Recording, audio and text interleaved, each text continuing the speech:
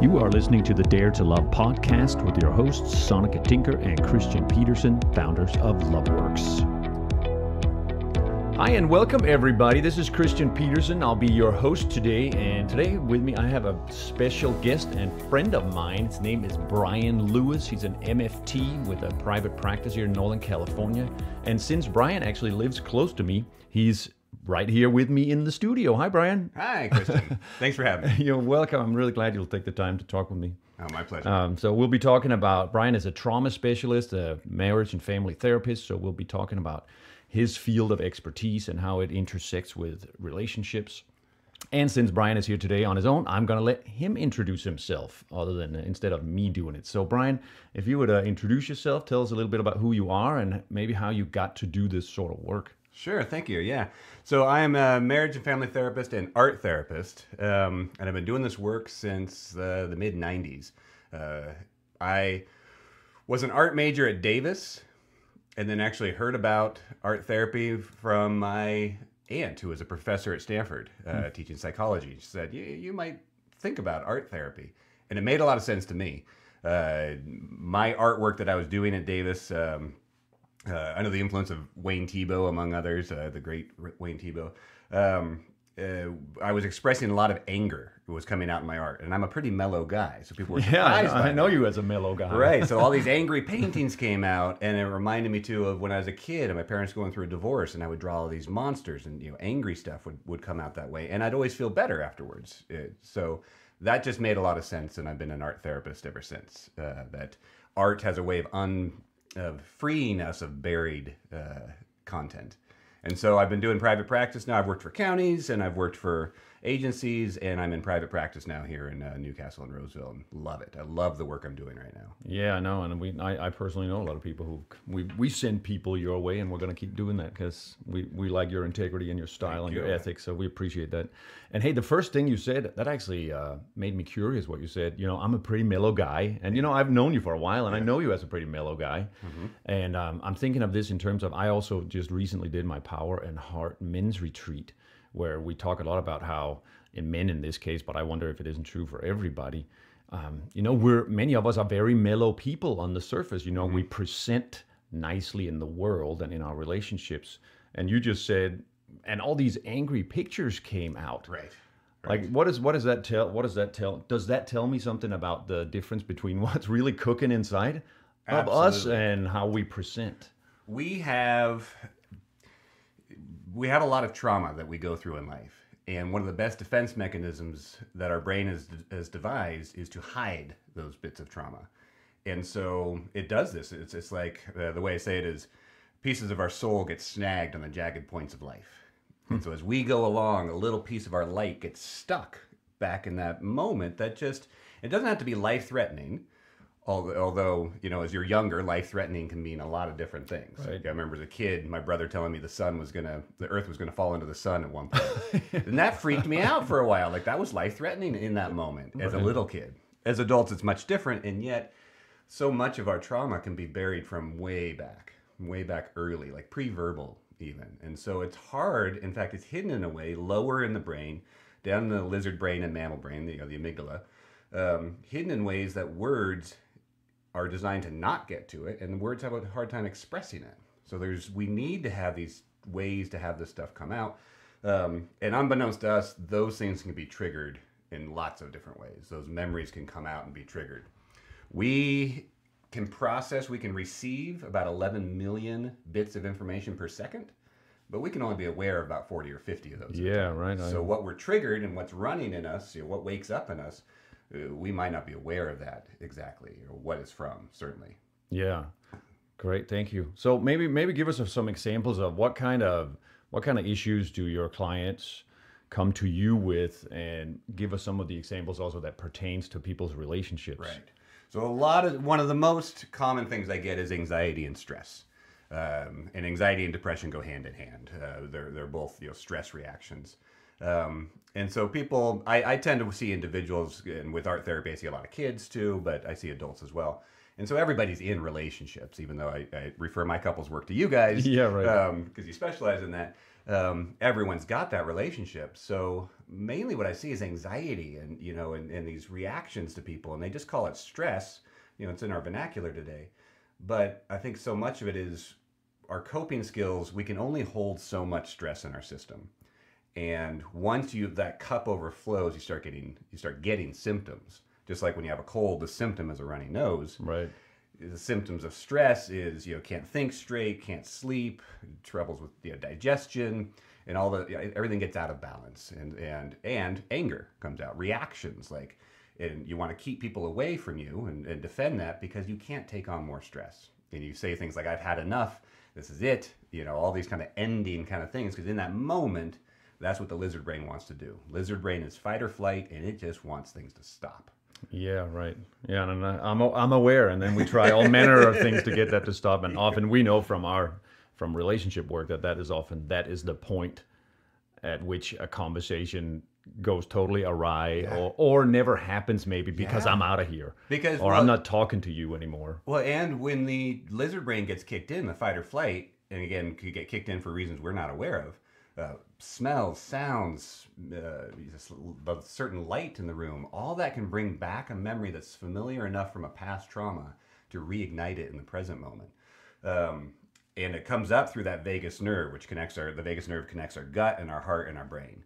And that's supposed to be a lot of information flowing up to our brain. But when we get stressed, and especially as guys, I think this is more true of guys than women, we tend to cut that off from our shoulders. Like, we're just going to use our brain and our shoulders and our brawn. We're going to muscle through things. And we cut off all that information, our gut and our heart, that we should be listening to, that we can get a lot of information to when we can take a deep breath and drop down into that. Like, what's waking up in me? What's happening right now? And that's where work can go. But again, a lot of times these buried stuff are designed to not be accessed through verbal. Yeah. Well, some things can't just be talked about. Right. And I can certainly relate to what you just said about being the kind of man who has not much contact below the neck to what I'm feeling and what's going on. And I certainly tried very hard for many years to just logic my way out of everything instead of having to engage any parts of my emotional system or my nervous system, for sure. So I want to ask also, just how has this been relevant what are some examples of how this has been relevant to you, like in your relationship world? I know you're a married man, you got kids. Mm-hmm. How have you seen the effects of stress or anxiety, or what are some moments where this has really been relevant for you? Well, one of the big differences is, and my kids will say this: Dad, don't try to therapize me. Part of the agreement, and Susie, my wife, will maybe say that sometimes too. The agreement in the therapy setting is you've agreed to come in and deal with your problems, and that's what it's for. And you want me to work fast and see things, and and help you see them too. In family relationships, people don't always want that, and that's the nature of what is labeled a codependent relationship, where you can see the problem and you want to try and fix it, but there's no contract of agreement that you're going to jump in and fix it. And there's all this emotional connection with that too. So a lot more patience in my own relationships, a lot more holding that space, maybe nudging if I've been invited, but otherwise it's, holding their space of, how are they going to find their way to drop into their own solutions. The consultant needs to be hired. Basically, that's one of the phrases I use with people who find that conflict with, I was just trying to help, and they got mad at me. I don't get it. Well, you weren't hired. They just wanted you to listen. Like, that's a really different role, and appropriate, to be different in that way. But in the same way, I know from this own work that this stuff can be discovered. We can find our way through our problems, partly by being held nicely. Love and connection makes it much more safer to bring things back. Those snagged pieces of the soul need a safe vessel to return to, and we can help through our connections have each person become that safe vessel. The today you needs to be a safe thing for those snagged, lost pieces of yourself to come back to, or else they don't come back. If somebody's currently engaging in self-harm or destructive behaviors, that retrieval, that soul retrieval, that healing kind of work is much harder. The pieces inherently don't want to come back. Yeah. It's not a good place to be. Right. So say that quote again you said about the soul, pieces of souls getting snagged. Yeah, so if you view our soul as made of light, energy, however you want to view it, it's it's got a certain amount of energy to it. And as we go through life, our soul gets snagged on the jagged points of life. And you can just picture that a little piece of you got snagged and left there. Yeah. And it's still experiencing then that moment in present time. So when we can do this work through art or brain spotting is what I do, which is an outgrowth of EMDR, there's different techniques, art being one of them, where you get past that thinking defensive brain into just what's emerging from you. Could we just spontaneously have stuff come up, then we might get a chance to listen to what's buried in deep. And so when we do that, a lot of times the pieces of the soul will be, people all the time will tell me when we can do this work, I couldn't have told you about that previously because I'd forgotten. It was hidden. Right. I didn't know that part of the story anymore. And usually what happens is the anger and the pain and the trauma that we thought that was the first layer, that was all we could see as we kind of get close to it in the first times. And that's part of it, but that's the defensive layer. As that goes away, people will remember, oh yeah, there's more to the story. Yeah. Like I can remember one of my own when I was a kid getting bullied by some kids. And that has stuck with me, this one incident. I was probably in kindergarten age, so really pretty little. And I remember being badly bullied, bad situation, and that has stuck with me. There's parts of the story that stick with me. As I did this work, brain spotting, and my own art, I got to remember, hey, I also kicked that kid. I fought back. Yeah. And that piece came back to me in a way that was very empowering. It's like, oh yeah, that was bad, but there was a bit of me, and there was a bit of power in there that I had forgotten. It had been, and I hadn't gone back into it because every time I tried, I saw the pain, and I didn't really want to go into it. So that's what happens in relationships. If you spark something in me that reminds me of my pain, I'm going to get mad at you. And I don't know, again, there's no connection there, but I'm just mad, stop talking, make it go away, because you're getting me close to something that's defended and designed. Right. To feel like pain to keep me away from it. Yeah, great. And here, before I say something more about that, I just want to pick up on the comment you said from before, and this is really good counsel to all of you, those of you who are listening, particularly those of you who are in coupled relationships, is that it's not easy to be your partner's coach or therapist. Mm-hmm. And it's typically not wise to just step into it. And we had someone in our office just last week where, one of the partners were basically saying outright, I want to coach you. If you could just do it, this is what's being said either directly or indirectly. If you would just do it a little bit more like me, if you could just see it a little more like my way, I got an idea for you. And that hardly goes well. That hardly ever goes well for you. If you do want to do something like that, what I will do, and have done always with our kids or with Sonica, I'll simply ask first and say something like, hey, I have a thought about that. Would you like to hear it? Yeah. And then, if the answer is no, I don't say another word. I just walk away. Mm-hmm. And if it's a yes, okay, great. There's an opening for something. Mm-hmm. And that's taking on that consultant role. At certain stages in relationship, we're gardeners, where we take care of everything for our kids, and they're little, and they have a plant place and there's a people place, and they're separate. And the kids are fine with that. They don't really want to know what's going on in the adult world. In fact, it's important that we filter the adult world for them. So we're gardeners, and they take care of everything.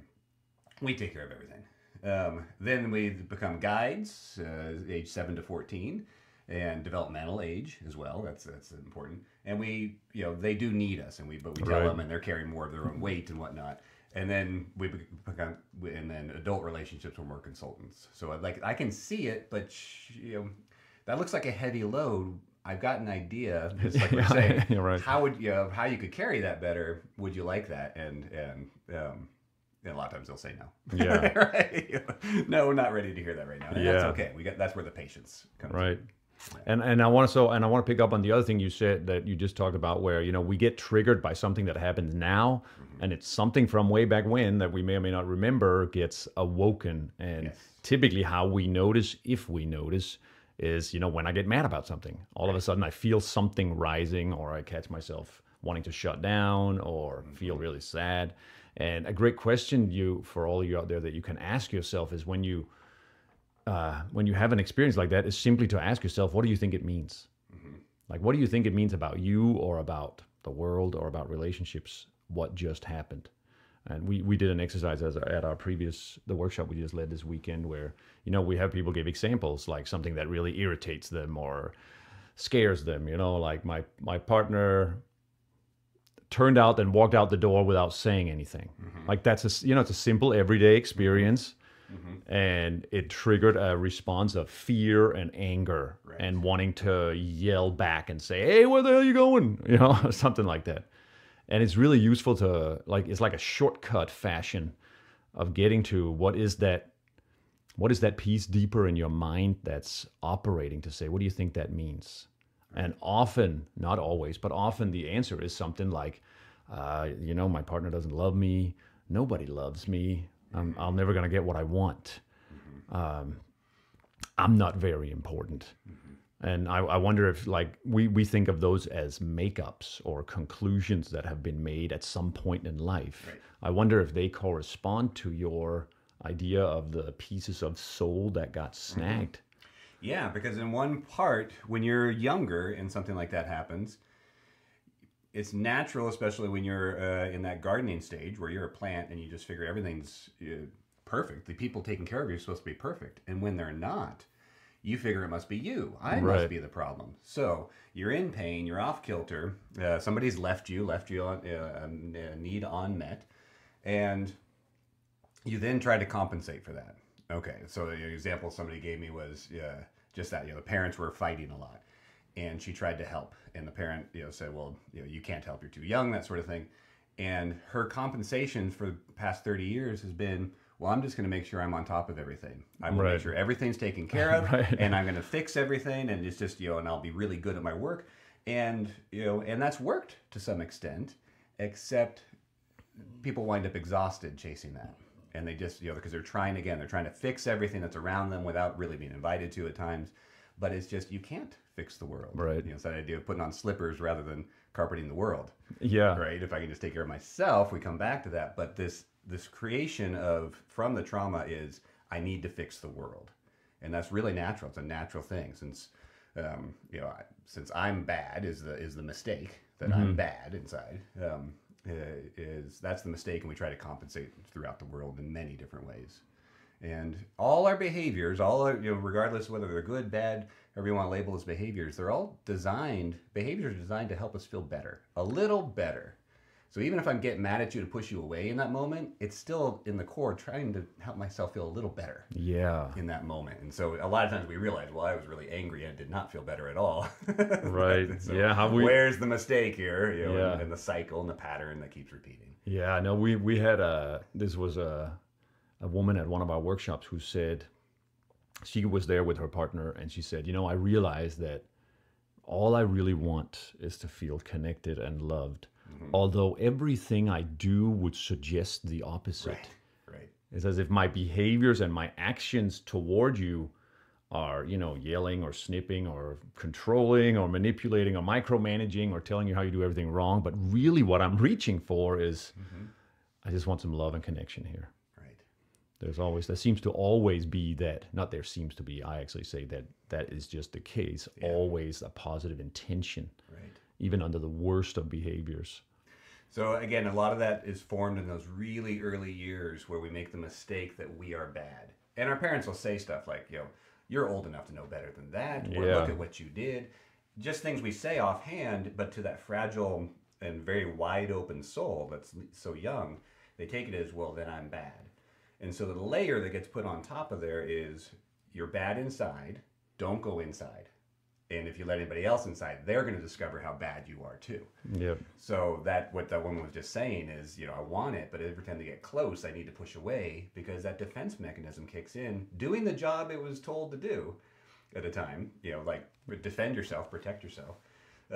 And so it kicks in automatically. And then afterwards, once the system calms down again, she can see it go, that's not what I meant to do. I want to have love, but defense kicks up so quickly. Yeah. And it's an old pattern. And it's a curious thing that,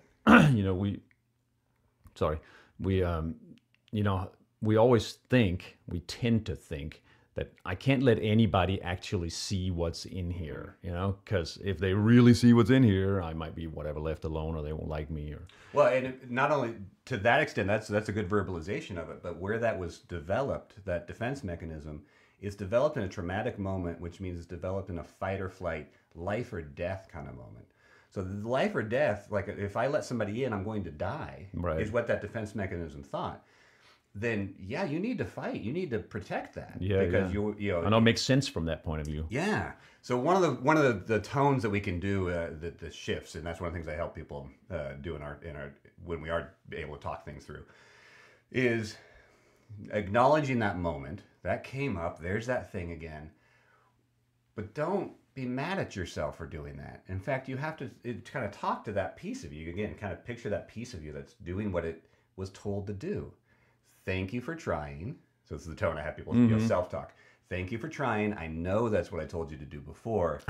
Yeah. But it's okay. We're going to try something different now. Yeah. So you have this compassion for that piece of you that was just trying to do its job. It's in there trying to do its job so hard and trying to keep you alive. Yeah. So you really have to be kind to it. Like, yeah. You know, like it's okay. You know, treat it like a well-meaning person. Exactly. It's doing exactly what it was. And so thank you.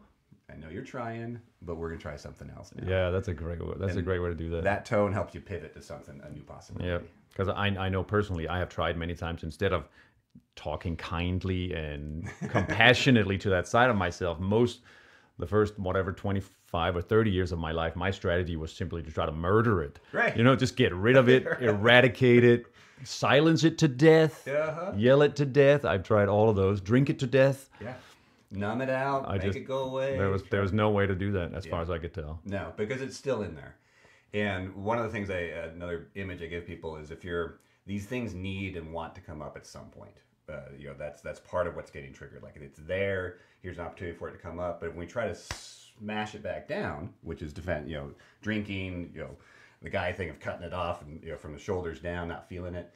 It's like if you're holding a hose, a garden hose, and you can picture water gently coming out of that. Right. And it kind of bubbles out. But what we're trying to do in those ways is putting our hand on top of the hose and holding the water in. And you can do that, but how much pressure does it take to do that? Right. And the pressure builds exponentially too, so it gets harder and harder. And you also know water is going to begin to leak out. Exactly. Then what happens as it comes out, it sprays and gets all over the place. And so we don't want that to happen again, so we push harder. And so that's the cycle to where people come up with all sorts of internal diseases too, because fight or flight does physical things to us. It drains blood away from the big human brain, because you don't need that for fight or flight. So the cortex, our adult thinking, gets shut down a bit. And our internal organs get shut down, because you don't need to digest food in fight or flight. You need muscles, and you need a lizard brain. So those things get charged all the time, again and again. And so that leads to this does lead to chronic illness like heart disease, digestion problems, irritable bowel syndrome, sleep disorders. All these things that are physical symptoms come from this process of trying to hold down the bubbling up of content. Yeah, I know. Yeah, that's a really great metaphor. I like that. So I want to ask you about something else related. You know, in this day and age, in our personal vernacular, and many of the people we work with, I don't know if that's true for you, but for us, have a pretty good awareness of their their psychological landscape, and have dived into some sort of self-inquiry and self-exploration before. It's sometimes hard to tell, now that we've learned terms like anxiety and stress and PTSD and this and that disorder, how much do I take words like that? And I'm curious about this in your work experience. Take a self-made diagnosis like that, and say, well, this is why I do all these bad things. So you should just understand I'm just like that. Right. Like how can you tell if there's a genuine trauma? How do you even say if that's the case, or when is it, just to be a little crass about it, just an excuse for not doing something more efficient, or really having the guts to look inside? Good question. So there is the notion of diagnoses and how, but I'll tell you, if you look at many of the lists of criteria for diagnoses, they're really specific. you have to have 3 out of these 5. You have to have 4 out of these 10 symptoms. And that's how you get diagnosis. And it has to be a change over a period of time and whatnot, significant change from before. So in our vernacular, since we do hear a lot about this stuff, you can see the list and not have those specifics to it, so you think you got it. So self-diagnosis is really dangerous. They always warn you when you take your first psychology class, you're going to think you have everything, right? You're going to look at that list. I mean, and I know that too. Whether it's a psychological thing or a physical thing, you're like, the procedure today often is just go Google something, and you'll get whatever's on the first page. You see a list of symptoms. It's pretty easy to identify with. Oh yeah, I have that. I have that. I have that. Yeah, I remember being in a school meeting years ago, and somebody had printed out the basic criteria for bipolar disorder, which is moodiness that happens. Basically, moodiness that happens regardless of what's going on around you. You could be up when you should have been down, and vice versa. And it doesn't make a lot of sense. And they printed out that list to portray this teenager that was being talked about as probably having bipolar. But if you look at that list without the specifics on it, all teenagers are bipolar by that list. Like, by nature, I am sometimes. Based on what you just said. And by nature, teens are supposed to be that way to some extent. An adult behaving that way is a little more of a problem. Teens were like, like my son's 14. I'm like, oh, you are so 14. Sometimes when he's just angry, and just up or down, dramatically. That's normal for them, more normal. Yeah. Yeah. So one of the things that can happen, I think what you're talking about, is we can lock into that idea of I've got a problem, and we keep pouring energy towards that problem. Like that becomes our identity. Yeah. And we keep leaning in towards that as, well, that's all I can give energy to. Okay, so one of the ways I have people look at this is my whole self-counseling approach. So I have them look at the idea that we're made up of 4 pieces. So I break it apart. So you got the physical self, the emotional self, intellectual, and spiritual. Physical and emotional are more internal. It's your body, your exercise, and your heart, your emotions, your internal emotions. And then intellectual and spiritual are, intellectual is work or school, how you're going to produce stuff outward. And spiritual is really about connection and also achieving that state of flow that we do when we're doing something we really love, and then being part of something larger than that. So what often happens is people come to see me, they've got a big wound in their emotional quadrant. And so there's a lot of pain. And I look with them at pain, power, and potential. Pain's important to inform what we're supposed to heal, of course. And so you need to give some attention to that pain. But if that's all you do, that quadrant, that part of you is going to get really heavy. Right. And as you look at the map, and I have people map this out in a visual drawing, art therapy sense, you realize the other quadrants maybe don't have a lot of energy going on in them. So one of the things you can actually do to help tip this back to balance is, okay, here's the emotional first aid. Let's do some bit of work there. And let's intentionally assign you some tasks to do in those other 3 quadrants that are simple. To give them more energy or weight? More weight to those quadrants, right, to balance it out. So one can be like, drinking physical. Drink a glass of water first thing in the morning. These little teeny, I call them trim tabs, little teeny adjustments you can make on the rudder of your ship that will adjust over time, make a big adjustment. Yeah. But they're doable little things. Intellectual quadrant, you can read a book 5 minutes a day. Even that little bit makes a difference.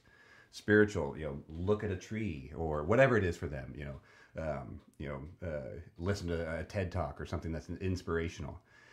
Intentionally doing those little things helps take the preponderance of energy away from the pain into potential. Yeah, so we use power and potential to grow but we need the pain to inform us on what we need to do. Right. Yeah, so that's a really good point. Important process to that. Yeah, and something else, along these lines, I want you to comment on is, we talk about this propensity maybe we have of self-diagnosing and thinking I have this or that. We often see that, of course, with couples coming into us, that it's not self-diagnosing, it's diagnosing my partner. Yes. And I wonder how much you see that, and if you like, can you give something to, what would you give to a couple who's in a situation, where, one partner is thinking about the other, he or she definitely is, whatever, self-absorbed, narcissistic, bipolar, has PTSD, or because I'm not seeing them do the behavior I would like to see. Right. So we're hoping that if they fix themselves, I'll feel better. That's part of the, if they would just fix it. then I'd stop being mad at them and everything would go better. Yeah. And of course, and since I work with individuals a lot, I get to see, I get to bring them back to themselves. So what is it about what they're doing that's really waking something up in you? And again, what you just described, though, is pouring more energy than is warranted into that pain. So the pain's, yes, that's a problem, but if that's all we're focusing on, law of attraction says at some point you're going to get more pain. You're going to get more of that because you just keep focusing on it. And also what you're describing, most likely, in that couple situation, the partner has not invited them to criticize them and help them fix their problem, right? Yeah. So they're not willing. They haven't hired that consultant. So you're telling me to do the dishes, but I haven't asked you to help me with that problem. So there's a lot of pushback. Yeah. But again, I think it is focusing on the pain and not then pivoting to power or potential. Like, what's this? Okay, that's fine. This wakes something up in you. What is it about you that got woken up? Yeah. So what are we going to do with that? Yeah, it's like, we talk about how the conversations often go in those times. We call it complaining for change, because it often, if I'm the partner and you're my partner, my attempts to get you to be different often sound like complaining. Yeah. They're like, you don't listen to me properly, or do you really have to put that stuff right there, or shouldn't you be at work already, or we never have any quality time anymore. It's an attempt to affect some sort of change. When I say, you don't listen to me, or you never look at me, really what I'm saying is, I would like to be listened to, right. Or I miss us looking at each other. And what a but difference! It consequently produces the opposite. Yeah. Like Jonathan Robinson, I had on last episode, who's a psychologist. He said, yeah, it's just never worked out for me when I told my wife in the morning that she just needs to pull her act together and do something different, or something like that. Right. It tends not to go over well at breakfast, especially. Yeah. So yeah, there's how do we affect change around us? But I guess we're really, it comes back to what are we going to do for ourselves? Yeah. And at some point, I keep bringing people back to that. Okay, even though they've come to talk to me about their pain, and I need to be listening to that well. And I do, that's part of what the contract that we agreed. Right. Of course I'm going to listen to that. And now what?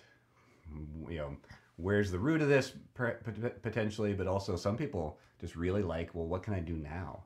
And often, again, looking at those habits we can get reignite or learn to help us become it back into balance. That solves a lot of the problem, because if we're only focusing on pain, then again, law of attraction says we're going to get more of that at some point.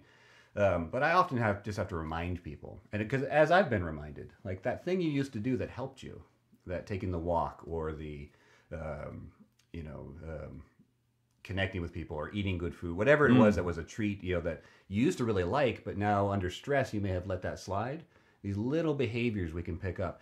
The idea with this behavior thing is those 4 quadrants. If we can focus on some simple behavior habit changes in those 4 areas, that tills the soil for our current now to be a good vessel for trauma to return to healing, but also good soil for something new to grow up. Right. So our life mission can be found. And when we have a good life mission, we get much less annoyed by the little things that are happening. I would imagine a lot less stress and anxious as well. Because we wake up and we got something we're doing, we want to do, and we're, that's the intellectual and spiritual quadrants there. We're fulfilling our needs, personally, but also to the world. We can see ourselves doing something significant. And then the little things bug us less. Typically. Yeah, right. And we sometimes say in relationship, like if you don't have a larger purpose for a relationship, that's when you start snipping at each other about the dishes. Yeah. When there's like nothing better to put your mind to. I like that. Yeah. Yeah. And I also, it's a really important point you made about the little behaviors that either support us or detract from our well-being that we used to do, but now tend to forget. Yeah. And in the relationship world is, typically in the beginning of a relationship, honeymoon phase, we're in love. We actually, without thinking, we do all kinds of behaviors that create wonderful relationship. We look at each other, we talk, we touch each other. We give each other a real kiss before we go to work or when we come home from work, not just, hey, honey, and, while we walk by, we take some time to come up with things we can do together. Like all those little things that once we know each other really well, we, for whatever reason, we don't have to go into that right now, but we just stop doing those. So in relationship, it's a really useful trick. If you're, let's say you've been together for 10 or 20 years and it's gotten kind of stale or even really bad, it's just, if you can remember, okay, what did we used to do the first year? Just little, what did I do the first year? Yeah. Oh, okay, great. I set up restaurant dates.